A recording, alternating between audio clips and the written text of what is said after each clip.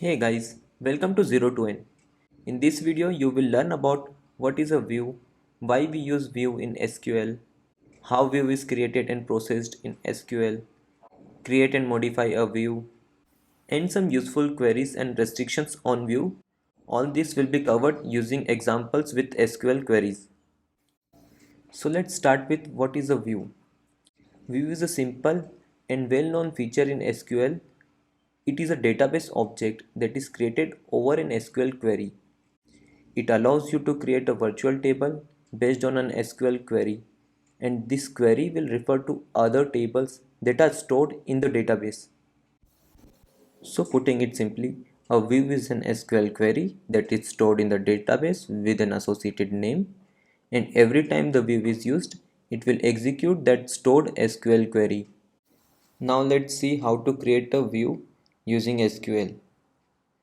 So we have three tables. First one, customers table, that has customer ID, first name, last name, age and country as attributes.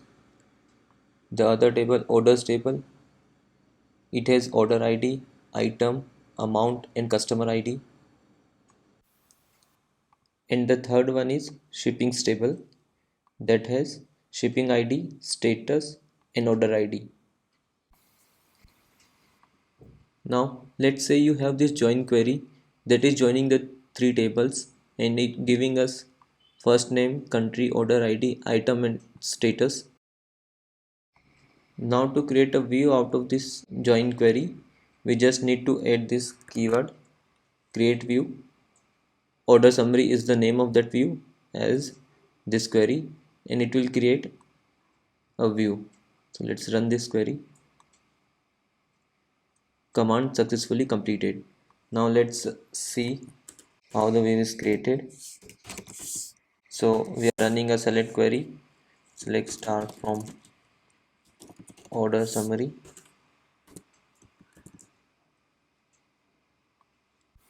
You see, this is the same information we got by running that join query.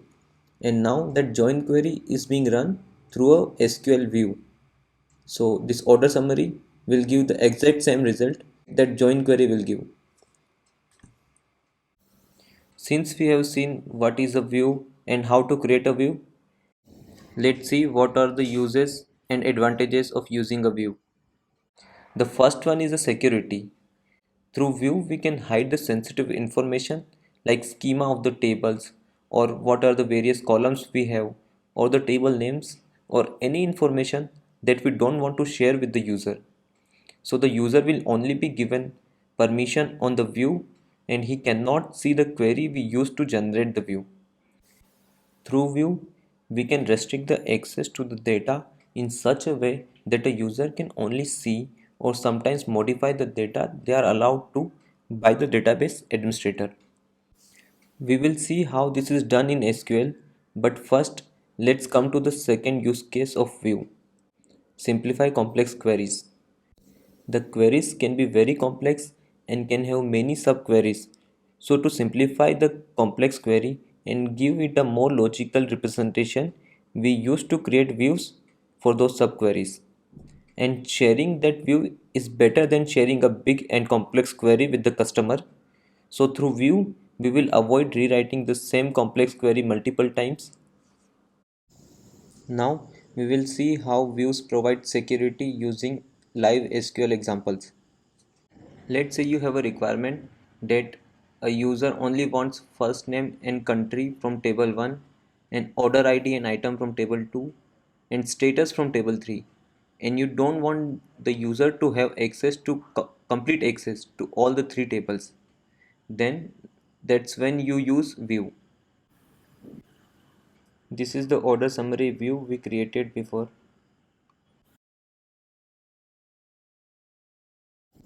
Now we will create a new user named testing.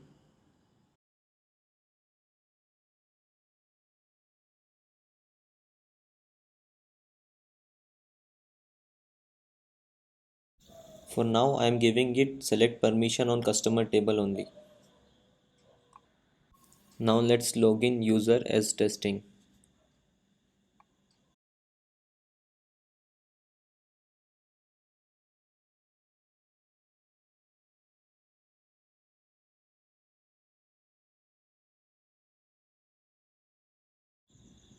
Let's try running select query on order summary view using this testing user. We got an error saying select permission denied on order summary. That means user testing does not have access to query order summary view.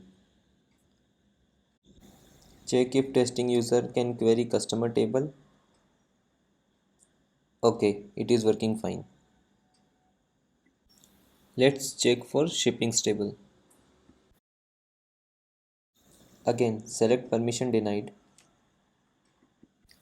Now let's change the logged in user to a super user and grant more permission to this testing user.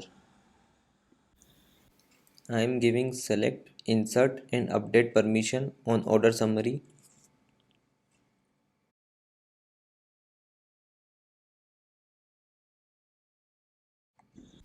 Again change the login user to testing to check if the permissions are granted. Okay, now we can query order summary using testing user. So, although the user does not have any access on shippings and orders table, but he can get the required information from these two tables through view, and the user won't be able to see other columns from our table. So now we have seen how view is created and what are the advantages of using a view. Let's see how we modify view. Now let's reuse this view order summary. Let's rerun this create view query and see what will be the result. There's an error saying object already exists. So we cannot create two views with the same name. Now let's change this query a little bit. So I'm going to add create or replace view. Now if we rerun this query, okay, it is successfully completed. Let's see how the order summary will look like. So this is the same. So what it does is it will first check if there is an already a view with name order summary.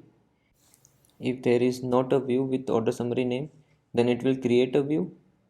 And if the view is already present, then it will replace the view with whatever we are giving in the new query. But there are some limitations to it. So you cannot change the column names. You cannot change the data type of this column. You cannot reorder these columns. Now let's try and understand this with some examples. Let's say we want to change the first name to just name. Let's try doing it. Okay, we got an error saying cannot rename a view column. So this thing you need to keep in mind that whenever you are using create or replace command, you cannot rename a column. Now the second restriction is you cannot change the data type of a column of a view that is already created using this create or replace command. Let's check it right away. Let's say you want to change the data type of a column order ID. So currently it is an integer type. Now we try to change it to varchar. So let's change the query and we will add the varchar as a data type for order ID. Now run this query.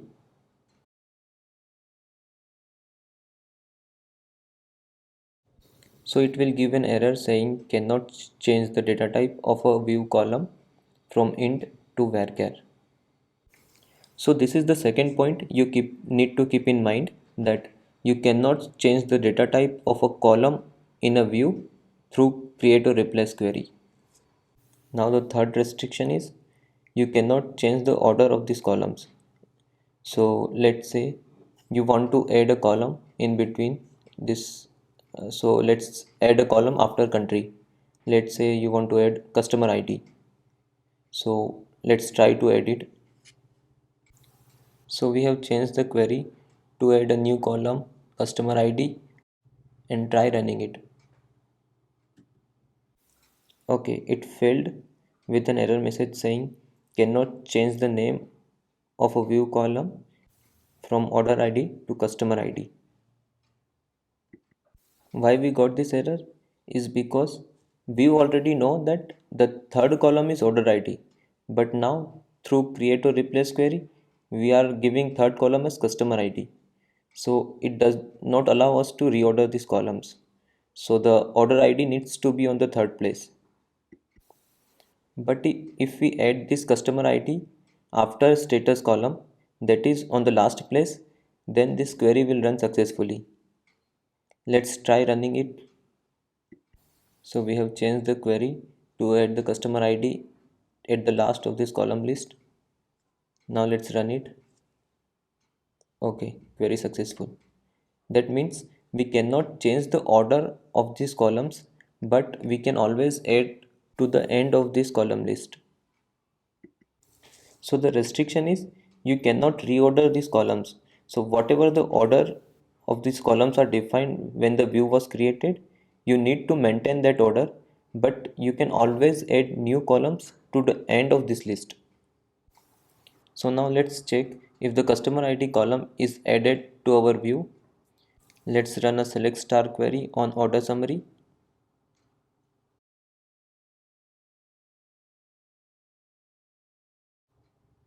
Okay, you can see the customer ID column has been added. So we can add the column at the end but cannot add the columns in between. So why this happens is because the database will store the structure and query of this view. So whatever the column names, the ordering and their data types, that is stored with the view in the database and that needs to be maintained. So whenever you are replacing with a new view, then that structure needs to be maintained. So once the view is created, you need to maintain the structure of the columns in the view when you are using create or replace query. But how do we change the name or data type or ordering of these columns? Alter view command. It will be same as alter table commands, but instead of table, we will be altering the view.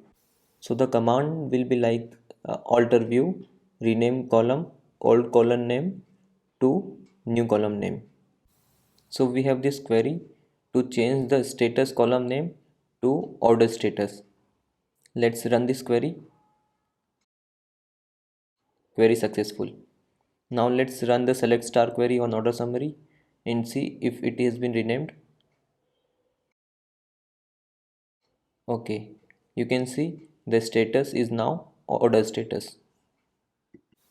Okay, one big thing to keep in mind that we are just renaming the status column in our view. So this will not reflect into the table which has the status column. So in this case shipping, let's try running select star on shipping and see if the status is changed there also.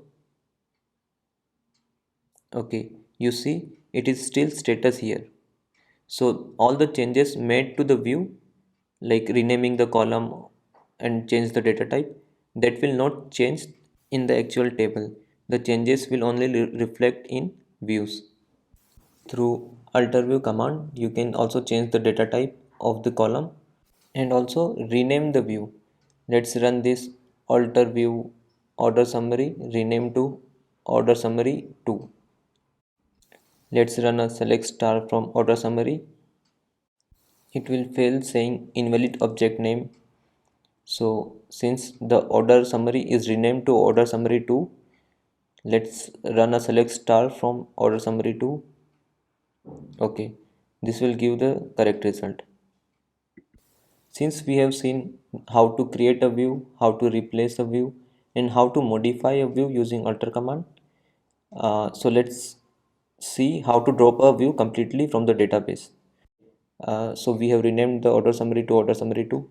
So let's run drop view order summary 2. Okay, now the view is completely dropped from the database. Let's see how the changes in the underlying table affects the view and how to refresh a view to get those changes. But first, please like this video if it was useful and subscribe to this channel for more such videos.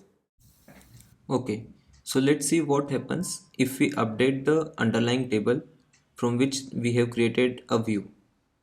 So let's say we have this products table and it has four columns: product ID, product name, brand and price. Now let's create a view on top of this products table named supplier. So this supplier view will have all the products having price more than 100. Okay, so the view is created. Let's see, select star from supplier. So it has one product with price 150. Now we will change the schema of this products table. So let's add a column product info into this table. Okay, let's see if it has been added. Okay, now let's run a select star on supplier. So the product info column is not in the suppliers view. Why? Because we haven't changed anything in the view. So the structure of view is stored in the database, and until we run any alter or replace query on view, it won't change. So for that we need to run a create or replace query on this view. So running create or replace view supplier as select star from products where price greater than 100. So we are doing a select star, that means all the columns from products table. So these all columns will include product info also. So now our view will be refreshed and it will also have product info column. So let's run this create or replace view. Now run the select star. So you can see now the product info column is there in our view, as the view is now refreshed and the structure is updated to have product info column. So whenever the underlying table is changed, that's like dropping a column or adding a new column, then we need to refresh our view to get those changes into our view. So what do you think will happen if we add a new record to our table? So in this case, if we add a new row into a product table, will it show up in view also? The answer is yes. Let's check it and then I'll tell you why. So let's insert one row into the products table. Now run select star on products. Okay, the new record is now added to products table. Now let's check if it will show up in suppliers also. Okay, you can see there is a second row in suppliers, that is with price 120. So this new record is being shown up in suppliers. So why? Because as we know that the structure is fixed for a view until we refresh it, but whenever we query that view, it will take the latest snapshot of data from the table, and whatever the new data is present inside the table, the view will be created on top of that data only. So the view will always have the data that is present right at the moment when we query it. Okay, so please hang on a little bit, guys. We are on the last topic of this video, that is updatable views. So what an updatable view will do? So whenever we change some data inside a view or add some column into the view, that changes will reflect into the underlying table. So this is the opposite of what we just saw. So we will insert some row into the table and that will show up in the view. But now through updatable views, we will insert or set some data into our view and that data will show up into the table. So there are some rules for a view to be updatable. I will cover the most important ones. So the first rule is the view should be created using single table or view. That is, the create view query will only use one table or one view. So let's take an example. we have the supplier view. So this is created using a single table, that is products. And as of now, supplier with product ID 4 has a brand name as HP and product info null. So let's try updating the view, and that will reflect into the table also.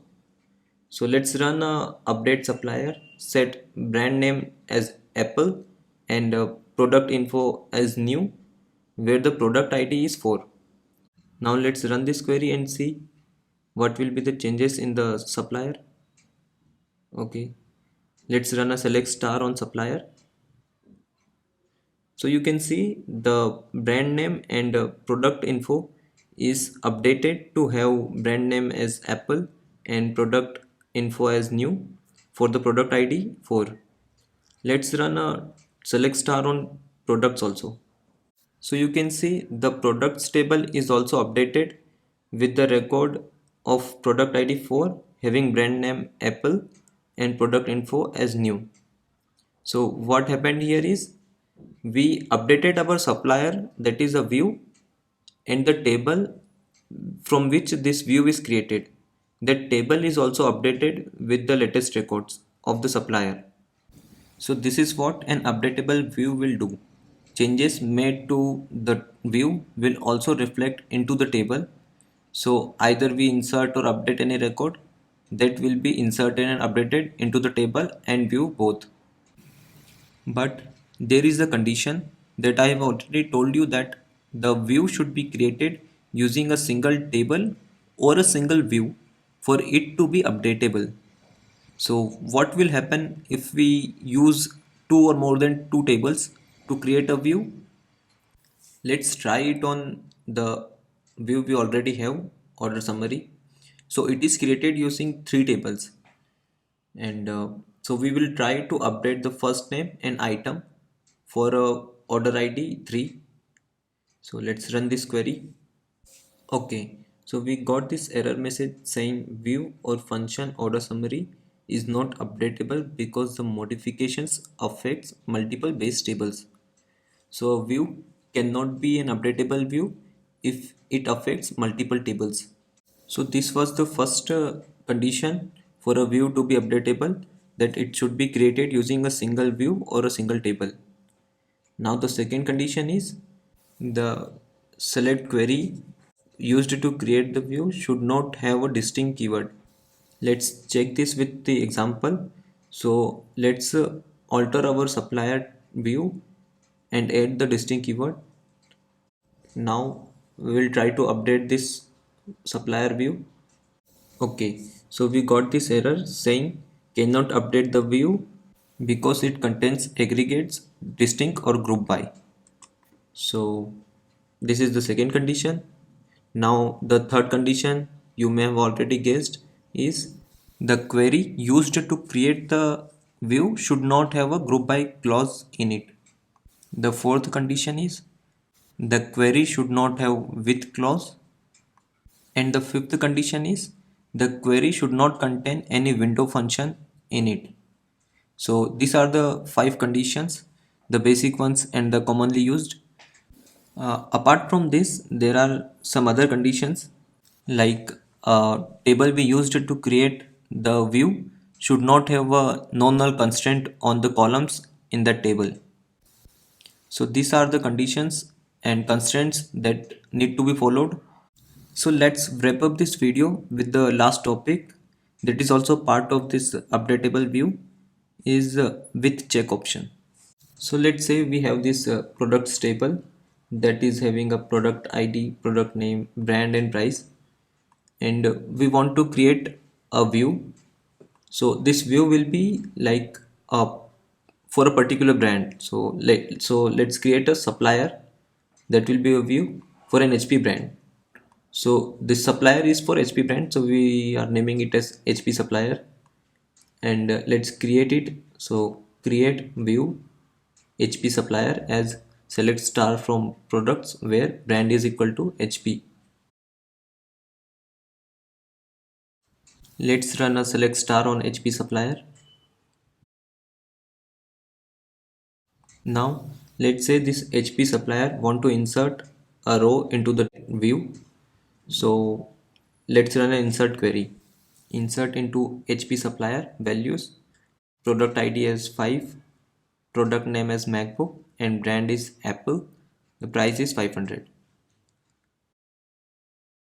Okay, so the query is successful. But the thing here is this is a view like the HP supplier. Then it should not be adding values for Apple, right? Now let's run a select star on products. Okay, so you see that HP supplier have updated a record for a brand Apple, and that is reflecting into this products table.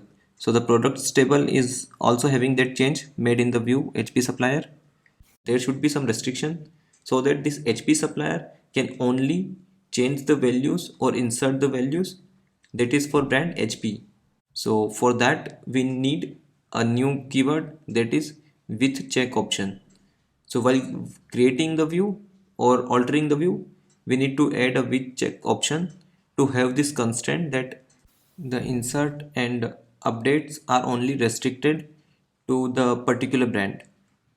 So let's modify this view and add this with check option. So we have modified the alter view query to add this with check option. Now let's run this alter view query. Okay. Now let's try to insert a record with the product ID 6 and product name as MacBook. The brand will be Apple and price is 600.